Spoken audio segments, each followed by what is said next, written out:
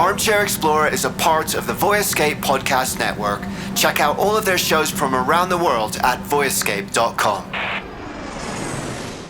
This episode is sponsored by Smart Travel, a new podcast from NerdWallet. You know, we've all got that one friend, haven't we? That one who finds all the best travel deals, picks the right cards, and somehow ends up in first class for the price of coach.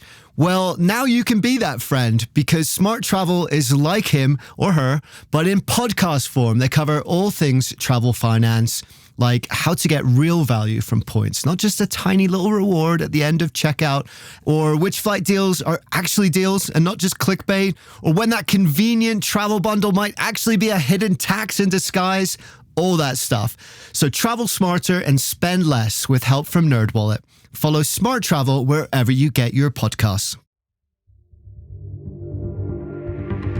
I was already at the point where I was like, oh my God, I'm going to have to call my parents from Kurdish jail because I impersonated a journalist and ended up in the president's security cordon.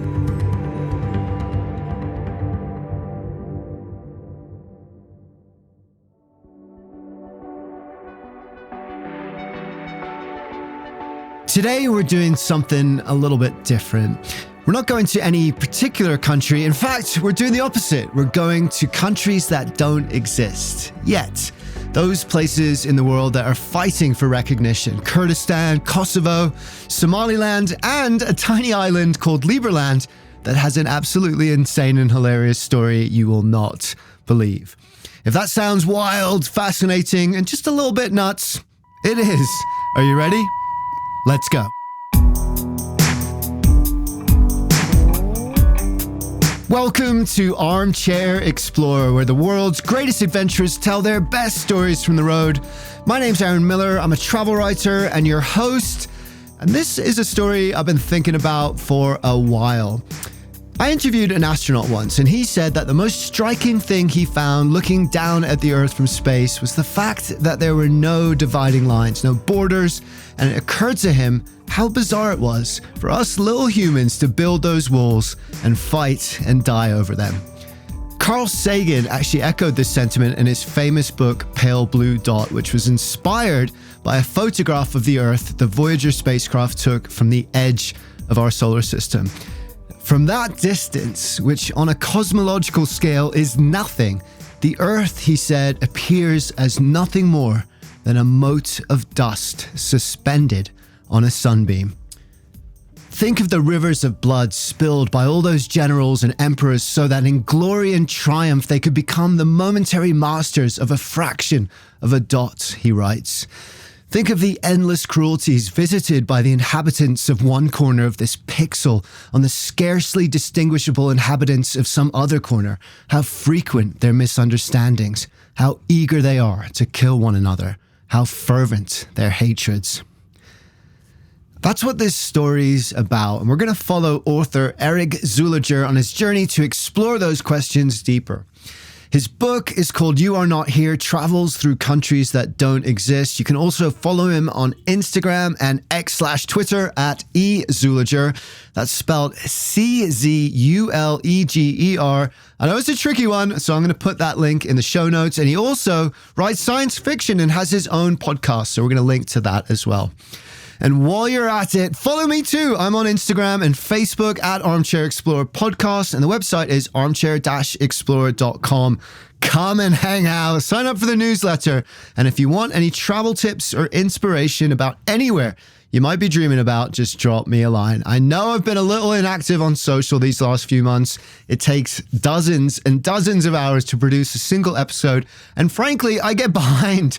So it's been head down in production, but my head is finally above water now, and I am back to come and say hi. So if you like travel and adventure, we're going to get on well. But don't worry about that right now, because the adventure is about to begin.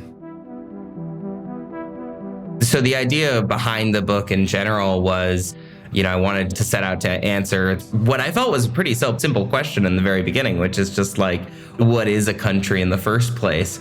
And then I found out pretty rapidly that that's not an easy thing to answer. And you have sort of like one of two different people that will answer you when you ask them that question, which is like, either I know exactly what a country is so long as there are no follow-up questions, or, well, I know that my country is real, but like other ones I'm not so certain about.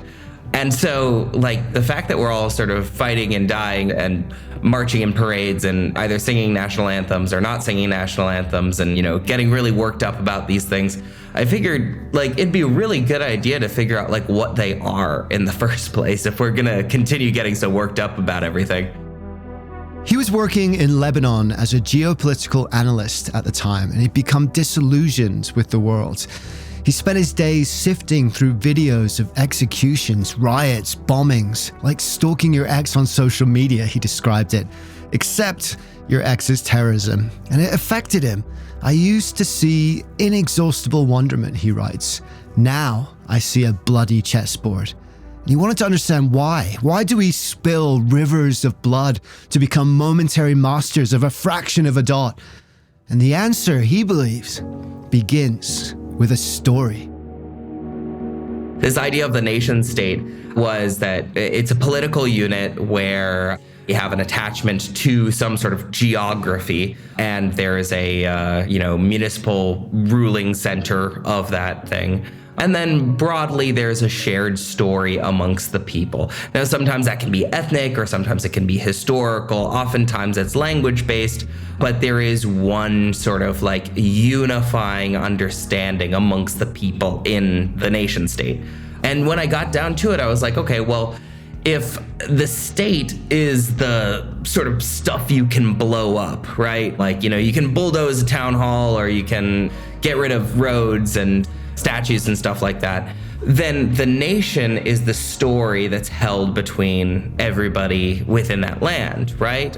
That's a sort of tapestry of abstractions that have been taught to us over a series of years, and saying basically that, your identity is somewhere in this constellation of abstractions. It's an intriguing idea. Countries exist only in the stories we tell ourselves. The land they occupy is real, their infrastructure is real, but their identity, the identity of a nation, what it is to be American or British or Ecuadorian or Egyptian, is simply a tale we tell ourselves about ourselves over and over again. They connect our individual identities to something larger, he writes, and give us a place on an incomprehensible globe. And that could be great. Our shared identities connect us and enable us to work together for the common good. But what Eric realized watching the worst of humanity day after day is that they can also divide us and trick us too. A few months later, he got laid off from his job. Luckily, he was a lousy intelligence analyst, and so he decided to set out on a journey to answer those questions. He was sick of watching the world tear itself apart. He wanted to learn about the new ways that it was coming together. He wanted to watch a country being born. So he started in one of the most hotly contested areas in the world, Kurdistan. It was the first unrecognized country that I really started to fall in love with, which was this contiguous band of land across the Middle East that contains about 35 million Kurdish people. And it doesn't appear on any map. So there's this idea of Kurdistan, the nation of Kurdistan. It's the story, but it doesn't have any of that municipal instrumentation. So it's the nation without the state. And so I noticed at one point that we had Kurdish fighters who were going to war with the Islamic State. And it was just sort of baffling to me, because you have these two nations, these two stories that don't appear on any map at the moment anyway. And they're battling for recognition in two very different ways within a desert that's sort of full of oil and ideology and blood and treasure. So I Googled jobs in Iraqi Kurdistan and got one like 2 weeks later. So I became a third grade teacher in Erbil.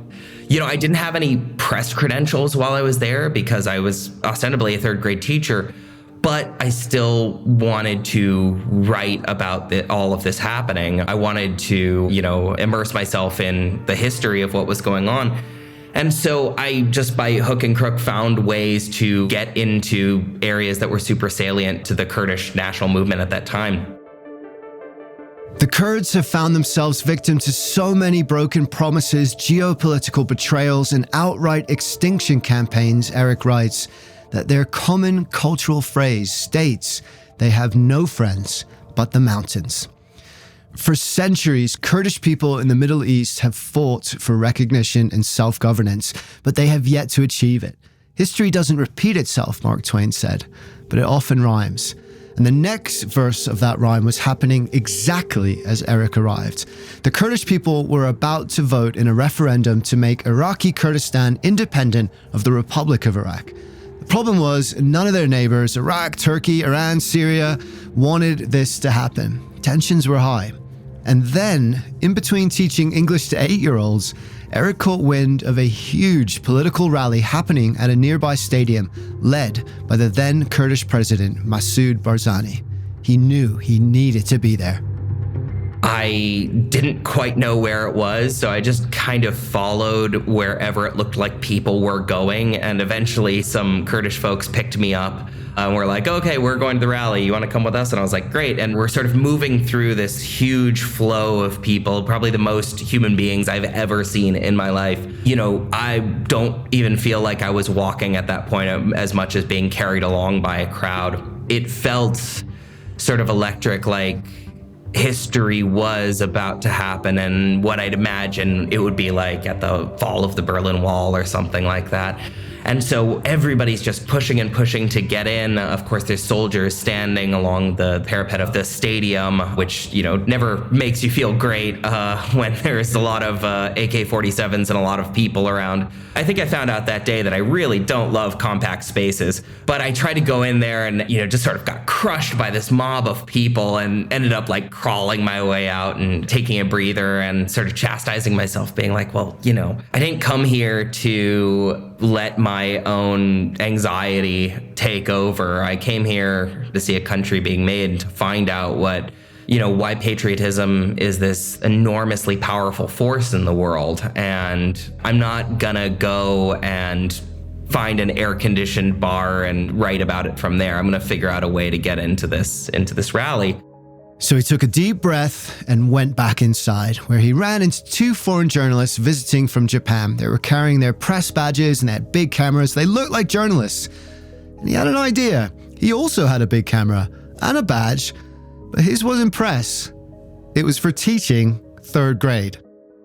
So I just went and stood next to these Japanese journalists, and then I just kind of did everything they did and, you know, kept my 3rd grade teacher tag in my hand, and, you know, people scanned my camera, and if anybody seemed to ask me any question, I just held up my camera and then I like pointed to the 2 journalists, and then we went to the press area and I was like, I can't believe this is working. And then the next area had like a lot of security because I realized it was actually the presidential security cordon. And because it was so secure, I realized I couldn't like turn around and go back at that point because there were just soldiers everywhere. And I was just sweating bullets. I mean, I was anyway because it's Iraq. And, you know, I had my 3rd grade teacher ID in my hand and I was looking at it, hoping and praying that nobody would actually ask me for the credential I didn't have. And then the 2 journalists looked at me and they're like, are you a freelancer? And I was like, yeah. Yep, sometimes. And so before they could mention anything more, the soldiers started like, you know, shuffling us in, and I was like, oh, thank God.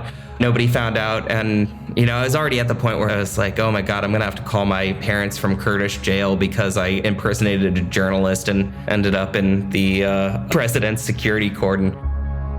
Shortly after they were ushered into the secure area, Kurdish President Masoud Barzani stood up and began to speak.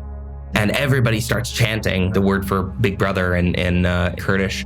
Thousands and thousands of people. Like, there are people hanging off of the water tower across the way. And before I even kind of realized it, I realized that I was actually chanting along with them.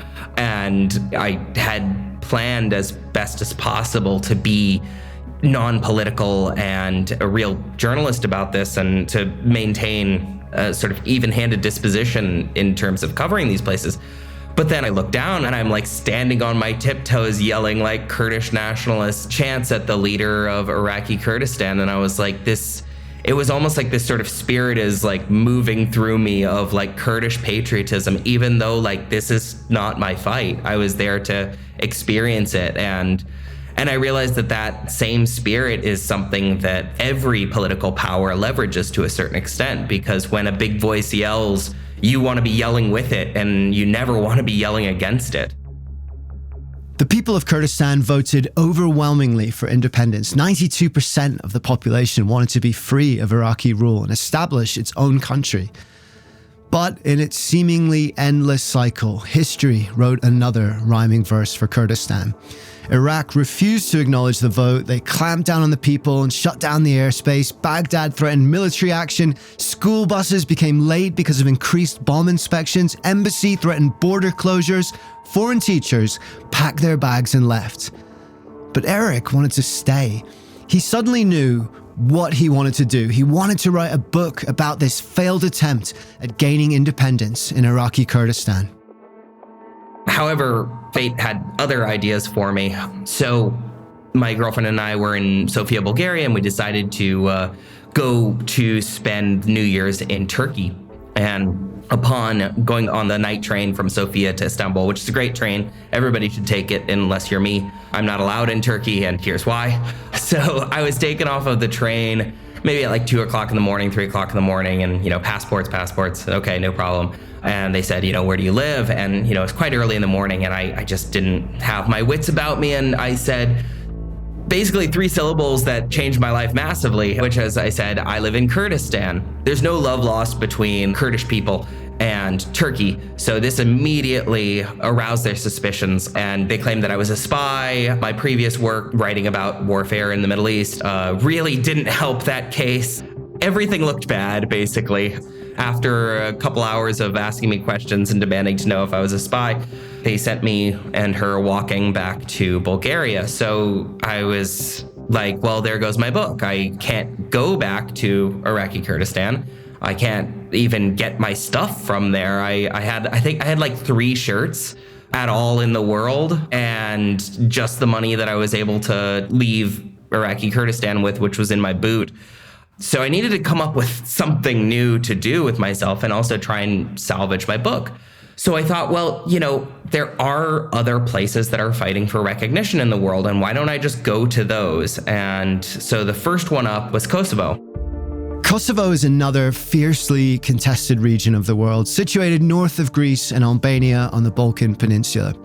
It used to be a part of Yugoslavia until a brutal war in the 1990s broke it into 6 separate countries. Now it is claimed both by Serbia, whose borders previously encompassed Kosovo, and by the people of Kosovo themselves, mostly Albanian, who declared their independence in 2008 and have been fighting to maintain it ever since. This leaves the people with 2 maps, Eric writes. One appears on the modern globe, the other is held in the heart. So I was like, well, if I am to actually tell the story about Kosovo, I've got to talk about the history of it, but I also have to talk about both sides of it. From the Serbian point of view, it is seen as their sort of like holy land, the initial place in the Balkans where the Serbian kingdom began to grow. And so from the Albanian Kosovar point of view, it's the ancestral land of the Albanian Kosovars. So while the Serbs say, hey, we're the first people to come here and create a state, the Albanian perspective is, yeah, but like you created a state in our indigenous lands. And so probably the greatest example of this is this monastery in Gračanica. In the courtyard, feather-light snow filters down from a grey sky, he writes. Women in heavy coats light beeswax prayer candles and stand in silent contemplation in an outdoor chapel. The candles lit on the top rack are for the living, and those on the bottom are for the dead. I wonder who the women are praying for. A docent of the monastery with a silver ponytail and closely cropped beard approached him. His name was Troyan. They began chatting.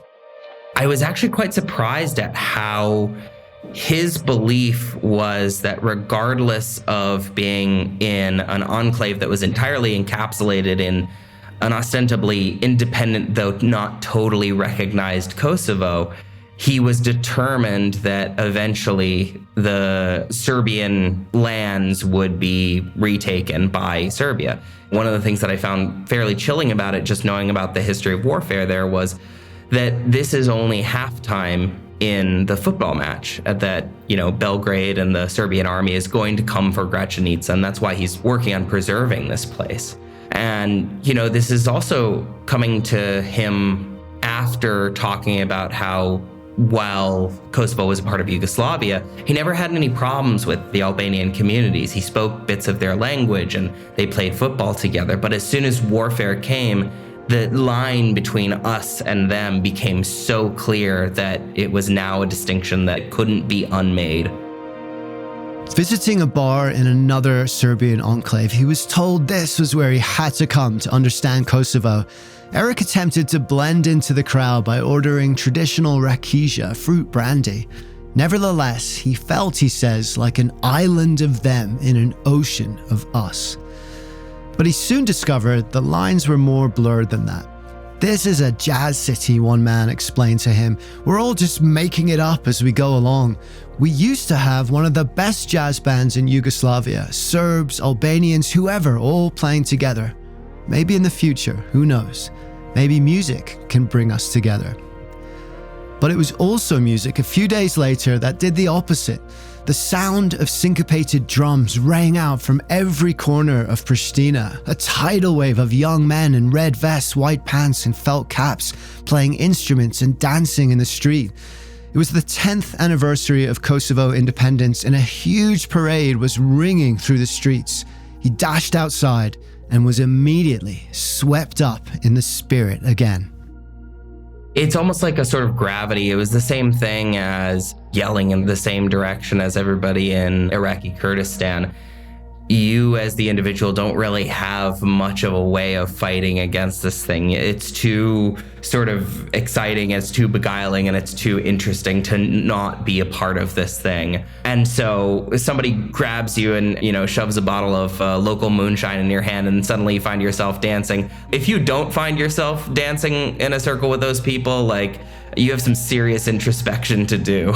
I think anybody would do the exact same thing, even if you don't know the steps or the song or whatever. That's the thing about culture too, is I think that we think of culture now as this more fragile thing, but culture is robust. Culture allows, everybody a handle to come into it somehow. And sometimes that looks like shared propriety. It looks like honor paid in various cultures. And sometimes it looks like, somebody handing you a bottle of their booze and making you, take a shot and then do a dance.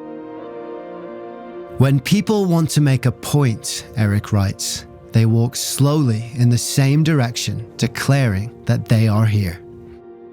And I think the moment of doing this circle dance of Ale in Kosovo is you're linking hands with strangers, and I think we're now sort of shedding our individual natures and we're shedding our individual identities to become a part of this dance together.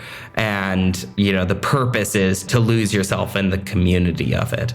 And that community can do some really, really wonderful and powerful things when directed the right way. And then, of course, that community can also do some really, really terrible things when directed the wrong way. Eric then left Kosovo to travel further east into an area called Transnistria. It's a small slip of land between Moldova and Ukraine, which goes by the unsavory name, the Black Hole of Europe. A strange vortex where the Soviet Union still exists, he describes it. And Transnistria is only recognized as independent by 3 other nations, all of which are unrecognized themselves. Eric's time there was strange. He bunked with a man he nicknamed White Supremacist Dave. He befriended a pair of secret policemen who were tasked with following him around, attended an underground punk rave, and visited a remote cabbage patch, because apparently that's what you do in Transnistria. And then, out of the blue, he got an email. Back in Kurdistan, Eric had befriended 2 journalists from the Netherlands who, upon hearing about his mission of witnessing a country being born, had immediately suggested that he visit a place called Liberland. This is when the story gets weird. And I was like, cool, well, what's Liberland? And he's like, oh, it's the world's first libertarian microstate that operates off of cryptocurrencies, and it's an empty island in the Balkans. I was like, wow, that does not at all get me any closer to understanding what Liberland is. And he's like, look, I'll give you the president's phone number and then you can maybe get in touch with him. And I was like, I mean, great. Yeah, I've never had the president's phone number for anything before, so sure. So the idea of Liberland was essentially that they could finance the creation of a country from whole cloth. And they could do this using Bitcoin and other cryptocurrencies. Now, the question is, well, where is your country gonna go? Because a country has to be a place, and isn't all the land in the world kind of spoken for? And the answer is yes, but also no. Some land is specifically not spoken for. So the island that the enterprising folks over at Liberland are planning on building their country on was actually declared as no man's land after the fall of Yugoslavia between Croatia and Serbia. And so since it was declared as no man's land, enterprising Bitcoiner / political scientist / now president named Eric Czuleger from the Czech Republic decided, hey, I'm going to start a libertarian nation on this empty island because it's declared as no man's land, so we can kind of like take it and do what we will with it.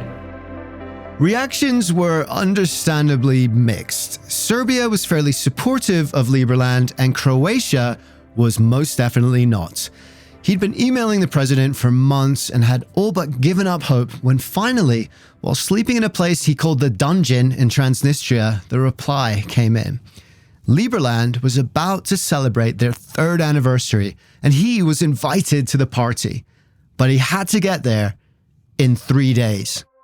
And I was like, let's make it happen. I have no money. I'm sleep deprived, and it's been a really rough couple of weeks living in Transnistria, but let's travel 30 hours in buses and trains across all of Romania to get to northern Serbia in time for a cryptocurrency nation's anniversary. They were in this legal battle as to whether or not they could make a country on their border. And so what that meant was the 3rd year anniversary of Liberland was actually a sort of boat party with a bunch of crypto guys. And I specifically say crypto guys because most crypto guys are guys. So it was like, 80 crypto nerds just getting on like this sort of flotilla of different types of boats. There was a houseboat, and then there were some dinghies, and like I just did the same thing that I did to get into the Masoud Barzani rally, and like held up my camera, and I was like, I'm impressed, and they let me on the biggest boat. And so all of the boats were just traveling up the Danube River, and the goal was just to look at the island and pat ourselves on the back and say, we're gonna do it, guys. We're gonna one day inhabit this island. Meanwhile, the Croatian police, still super not stoked about Liberland or Bitcoin in general, seemingly, were following us on either side of this ragtag flotilla and making sure that like none of the crypto guys would like go on the island and, I don't know, start putting up flags or something. I don't know exactly what they thought we were going to do, but they were there to stop us. So it was like this really strange like yacht party, but like there weren't any yachts. They were just like Yugoslav houseboats. Eric was on a single mission to find Liberland's president. But weaving amongst the crowds on the presidential boat, he was nowhere to be found. I wanted him to unlock the answer to what a country is, he says, because at this point, I had been in 3 unrecognized nations, all of which were trying to free themselves through revolutionary warfare and protest. And here you have, instead of a country that's trying to free itself through a revolutionary movement, it's apparently freeing itself through a Bitcoin boat party. And like, please just somebody explain anything to me, because I feel like I'm getting further away from the answer to what a country is. And it seemed like Eric Czuleger might actually shed some light on this for me. And that's when I noticed that Eric Czuleger was actually on a jet ski that was whizzing around the Danube River, and he was sort of going to each of the boats and giving some presidential speech. And I knew it was a presidential speech because I could hear like a little cheer from each of the boats every time he said something. And then eventually I was just sort of like waving off of the side of the boat trying to get on the jet ski. And so this guy named Tom shows up, and he's from Florida. And he's like, you wanna get on the jet ski? I was like, yes, I do. And he's like, great, I'll wave down Vit. So he waves down the president and I get on the jet ski and I'm like holding on to the president, and which is like, it's such a strange way to like make a first impression. Just like clutching someone, no life vest, no nothing, just feelings. And so I was like, hey, I'm Eric. And he's like, hold on. And so we were like riding through the Danube River, and I am just aghast. Like I have no idea what I'm supposed to ask this person. And it's, as a journalist, like there are certain environments that are so great and so conducive to having a good, well thought out interview. And then there's riding on the back of a jet ski. And I found out in my journalistic practice that is not the best place to conduct an interview. So I was just like, President Czuleger, what advice do you have to somebody? Mind you, the motor is going and the Croatian police are flashing their lights at us. And I was like, what advice do you have to somebody who wants to start their own country? And that was like the only question that I got out. And he's like, oh, everyone should start their own country. And then he like hit a 180 and then deposited me back on the boat. It's either a Zen koan that's so deep that it bears constant introspection and eventually the truth will be revealed, Eric says, or it's some offhand thing he said, and I still don't know. It made me realize that, not all countries are started with an exchange of blood and treasure, and they're certainly not all started because of the same feeling of nationalist fervor that's so motivating and so animating that people are willing to die for it. Sometimes it's done as a business move. And in the case of creating a libertarian crypto nation, that's kind of what it is. Back on the boat, Floridian Tom, who is the Secretary of State to Liberland, by the way, asked Eric where his next stop was. Somaliland, Eric said, an unrecognized state in northern Somalia on the eastern horn of Africa. Oh, I've been there, says Tom, which is unusual to say the least because no one goes to Somaliland. But it turns out Liberland has an embassy there. At this point, anybody from Liberland could tell me anything. I'd be like, yeah, sure, that all sounds reasonable. Totally. Yeah, great. You have an embassy in the autonomous portion of the Horn of Africa. Good, cool. And he was like, do you want to stay at it? And I was like, yeah, of course I want to stay at your embassy. That sounds great. As time went on, I was getting ready to head to Hargeisa, and I hadn't heard anything from them. And I was beginning to wonder if, Tom just invites everybody to stay at their embassy, and he didn't actually mean it. So I started, sending more emails to the president, and he called me and I was like, hello, President Czuleger.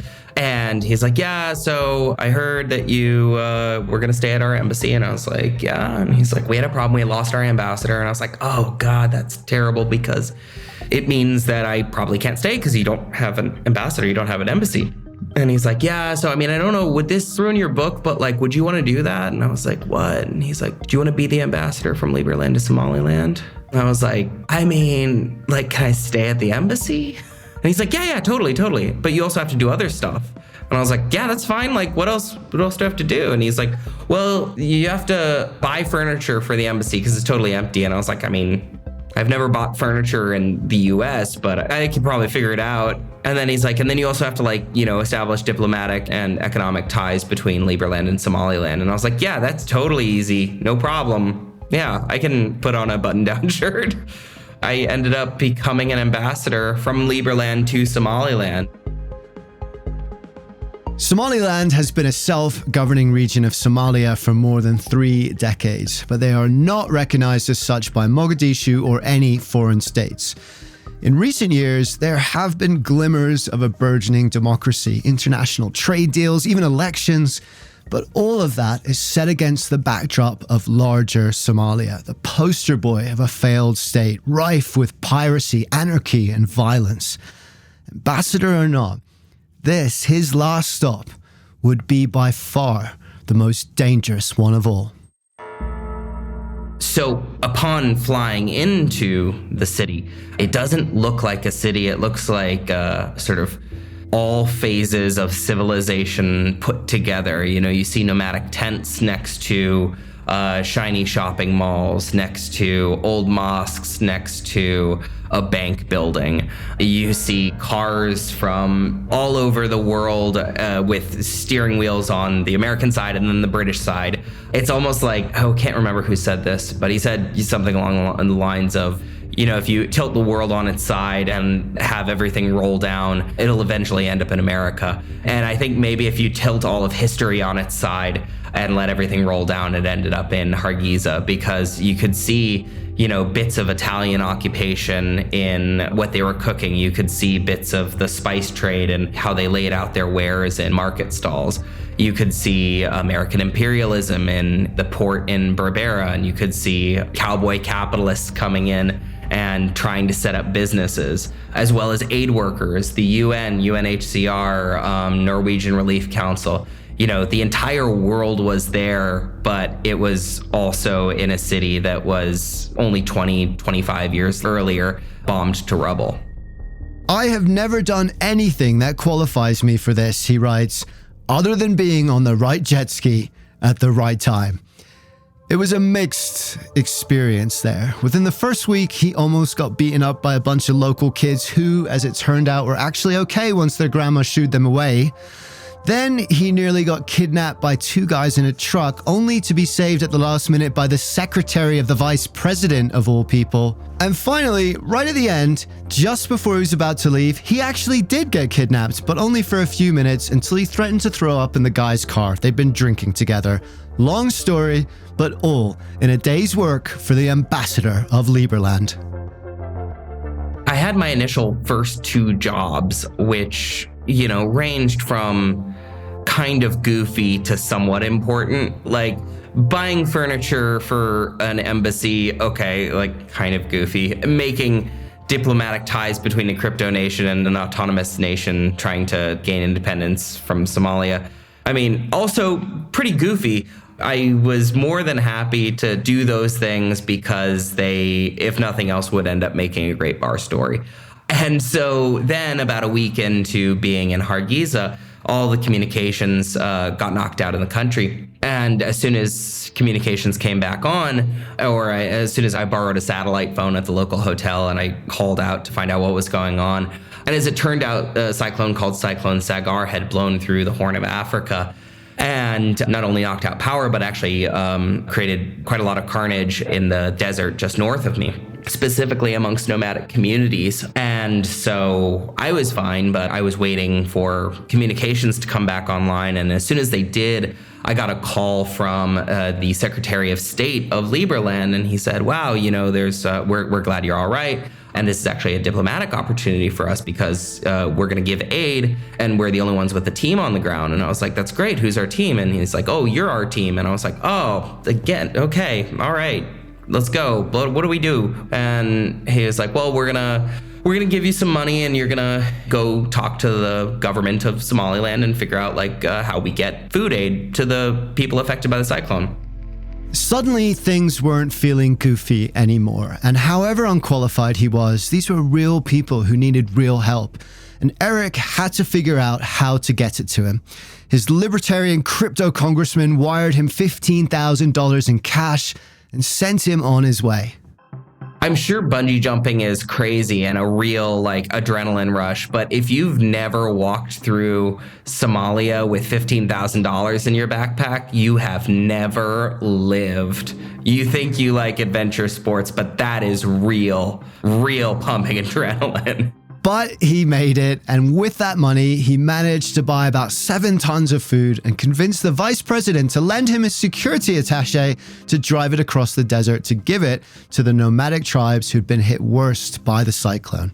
Whatever you're imagining driving through the Somali desert, just imagine exactly that, except make it go up and down a lot for 8 hours. Because there are no roads, it's just driving through dry riverbeds called wadis, and somehow our drivers were navigating. And, we had one car full of soldiers in front of us and one car full of soldiers in back of us. And really came to at one point and was just like, how exactly did I end up in this military convoy in the middle of the Somali desert? It's like, oh yeah, Bitcoin, I guess. But, we got there and we ended up in a sort of empty village. And I asked Abdul Rahman, where is everybody? And he said, oh, they're at a funeral right now. And I was like, well, I don't know, maybe this is just my culture, but like after a funeral, you generally not like a photo opportunity time. And like, I know I kind of have to play the role of being an ambassador here and like, shake hands and kiss babies, but they've just come from a funeral from some of the folks in the village dying. Is there any way that we could just like not do this as a photo op? He's like, no, it's like you're here as a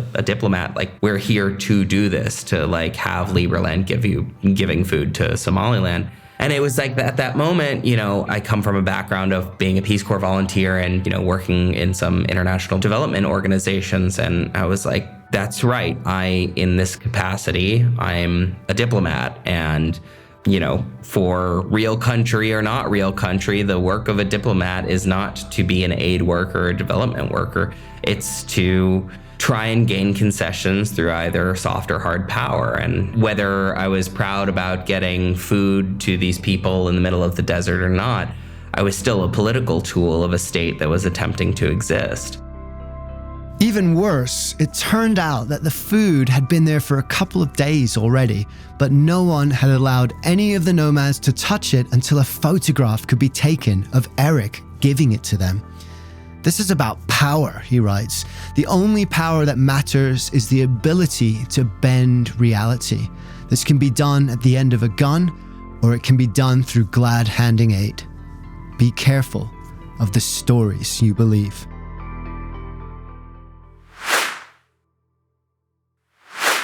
His time in Somaliland was nearly up, but before abdicating his diplomatic post, he had one final job to do. There are an alarming amount of very dramatic couch designs in Somaliland, is what I found. There's a lot of beds and bed frames that glow in the dark and have lions roaring on them. In one of my more cynical moments, I was like, I am going to get the Liberland embassy the most bombastic Cirque du Soleil swirly bedroom sets possible. They are going to think that a hallucinogenic clown lives in this. I was very glad to have the experience of being an ambassador, but I'm also glad to not be an ambassador at the same time. The act of doing it kind of reminded me of that same sort of pull that, got me into the rally in Iraqi Kurdistan or sort of got me into that patriotic dance in Kosovo, where at the point that somebody started calling me Mr. Ambassador and I was meeting with the vice president of Somaliland, obviously 2 weeks earlier, I was just an unemployed backpacker that was attempting to write a book. And suddenly people are calling me Mr. Ambassador and talking to me about what the relationship between Somaliland and Liberland was like. And I noticed that as people were addressing me as such, I started to just sort of fill this role and spout essentially political nonsense. Immediately I went from being oh yeah, what's Liberland, to saying we at Liberland want strong ties between the people of Somaliland and we are willing to, I'm like, who the fuck am I? Sort of when did this happen? There was a moment while driving through the desert when they passed through a town where a small rope had been slung across the road, tied between sticks. A man with a gun slung over his shoulder removed the rope and waved the convoy through. I have a lot of questions about this, Eric writes. Who decided where the rope would go? Don't they realize that a car can go right through a rope? What would have happened if he didn't lift the rope for us? Who elected that guy the keeper of the rope? And in that moment, he realized all of these questions can easily be applied to any border in the world. It doesn't matter that the line is invisible or ridiculous. Every border, he says, is just a guy with a magic rope and a gun. I think some expats, when they leave their country of origin, they start feeling like more of a global citizen. I actually find myself feeling more American the more I live further from, my home.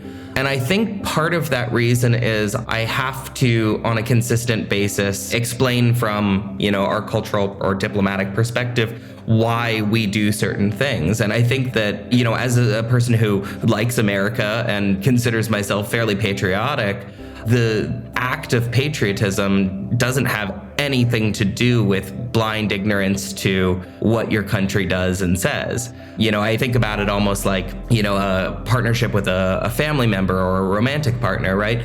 Like if you love someone and they start drinking 40 beers and doing donuts in the Walmart parking lot, you're not gonna be like, hey, that's such a cool new hobby you have, drinking 40 beers and doing donuts in the Walmart parking lot. You'd probably have a conversation with them and be like, why do you feel you need to drink 40 beers and do donuts in the Walmart parking lot? And maybe this doesn't look so good for everybody. It doesn't mean that you love that person any less. It's just that you want them to be as good as they can be and to adhere to the values that they have.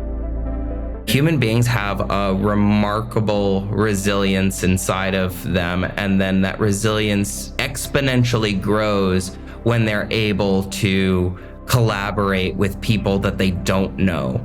And a shared story, a shared nation is a reason to collaborate heroically with people that you don't know. I think we have to consistently ask ourselves who's controlling the abstraction that we're believing, right? I grew up in Southern California and 9/11 happened when I was a freshman in high school. And so suddenly we were hearing all of these abstractions being told to us and like what they actually mean. One of the great lines that we heard from back then was, well, these people, they hate our freedom. And, it sounds like such a great line, but it doesn't bear any scrutiny whatsoever. So suddenly I can say, oh yeah, I really love freedom and I really love equality. And then whoever's controlling that abstraction can say, well, great, we're gonna go invade a sovereign country. It's like, whoa, hold on a second. I just said that I liked freedom and equality. We gotta go bomb those guys and drive these tanks in to this country because you said you like freedom. Made me super curious as to what exactly our effect on the world was. And were those abstractions true? Was the story that I was telling myself, was it real? Patriotism doesn't mean blind allegiance to a flag, he realized. It doesn't mean building walls and casting blame. It means having the courage to question the story and the consequences of it. It means telling your mate to stop doing donuts in a Walmart parking lot. But more than anything, it means writing your own page and believing in a country that gives you the freedom to do that. I think that we don't give enough credit to an individual identity being able to act as a force for either good or evil in the world. And the force of an individual personality, take anybody who's changed the world sufficiently, is just because they're saying, I'm leading the story now. It's an MLK, it's a Mother Teresa, equally, it's a Pol Pot, it's a violent dictator. The question is, who are we following into the future? Who's in control of that abstraction? And whose story do we want to be on board with? I think I still think about the experience of it constantly, especially now, 5 years on from actually having done the travel. Each of those areas are currently in some kind of conflict. So the discussion about what a country is not done, and it won't be anytime soon because history's not done anytime soon. But I'm curious in how technology and the stories we tell each other are evolving together, and how we can interoperate with people who we have no reason to trust but still have to in order to survive as a species.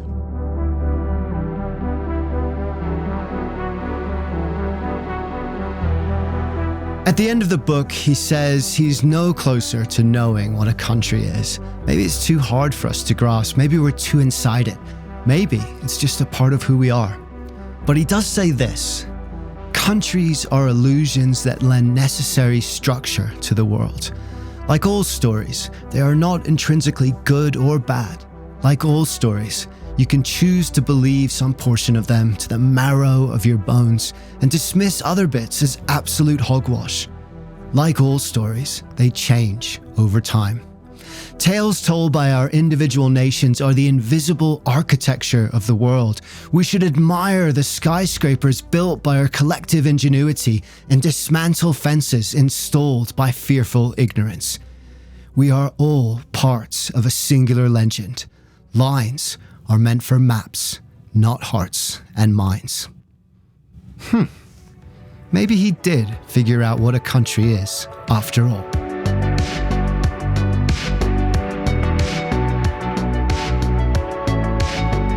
Thank you so much, Eric, for sharing this truly thought-provoking, at times wacky, and entirely unique story with us. I think this is a really important book, and as you can imagine, there's much more in it which we didn't get to cover today. Plus, he's super funny, he's great to hang out with. It's called You Are Not Here, Travels Through Countries That Don't Exist. You can also follow Eric on Instagram and Twitter at @Czuleger, that's Czuleger. He has a podcast too. It's called Hal, Strange Short Stories for a Strange Short Existence. I love that title. And a couple of science fiction books too, Eternal LA and Immortal LA. Robots, cool stuff, and no politics. All of those details and links will be in the show notes as well. So thank you so much for listening. And don't forget to share this show with your friends if you can. Spreading the word to just one person is the best thing you can do for us. You can also connect on Instagram and Facebook at Armchair-Explorer Podcast and follow us on your favorite podcast platform. It takes just a second to hit that follow button and it means you won't miss a single episode and it really helps us out. We have lots of great stories coming up and you don't want to miss any of those. So until next time, keep walking in the direction of change. Keep appreciating what binds us rather than what divides us. And don't be afraid to challenge the narrative. Because the more we look for wonder in the world, the more the wonder of the world becomes a part of who we are. Dare to be truly alive.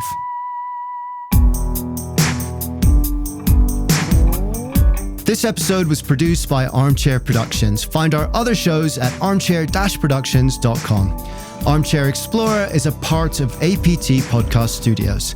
Jenny Allison did the guest booking and co-wrote the episode along with me, and Charles Tyree did the audio editing and sound design. Our theme music was written by the artist Sweet Chap. I'm Aaron Miller. Thanks for listening. I'll see you next time.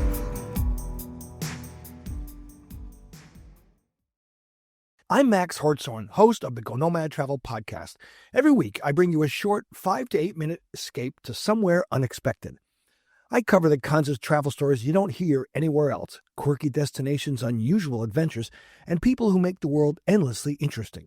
If you love discovering new places but don't have time for a long show, these bite-sized episodes are perfect for your commute, your walk, or your coffee break. Join me on the Go Nomad Travel Podcast and explore the world in just a couple of minutes.